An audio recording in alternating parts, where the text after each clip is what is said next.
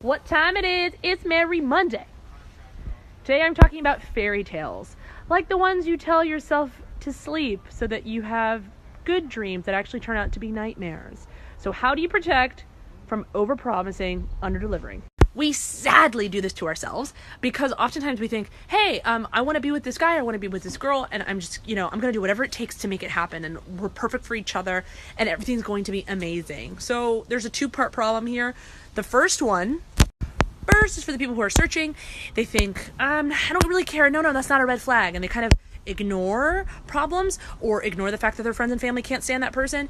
And secondly, for the people who are in the marriage, because it's a fairy tale, they don't want to break it and tell the truth. So both are problematic, obviously, but we also don't want a situation where someone is searching for somebody and then they talk once or twice or maybe 3 times and they've created this whole story in their mind of how they're going to spend the rest of their life with them. Like, don't be weird. Try your best to not be creepy.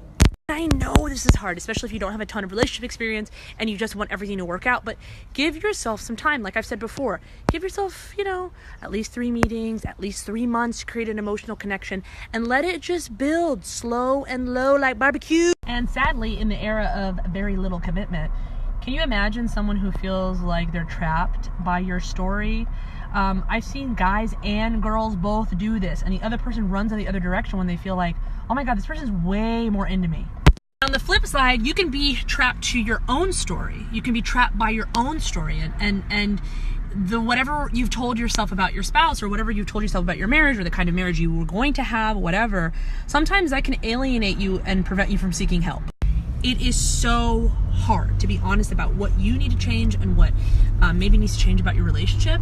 And the more that you're beholden to this fairy tale notion of whatever your society or your community or your family has done, it can feel like you're disappointing them. What's far more important than disappointing other people is to let yourself down by being in an unhealthy, toxic, awful situation and being too scared to be alone, being too scared to somehow upset the fairy tale. So you've got to think, what is actually important? What are my real priorities? And when you're searching for someone, you have to think, what actually fits with me and what doesn't? Not, I just got to make this work in any way. I've just got to make it happen. No, you don't. I say all of this because I don't want anyone to think that they can't escape their projection. And that projection can sometimes make even happy marriages end and make someone feel like, why are you putting all this pressure on this relationship to be perfect?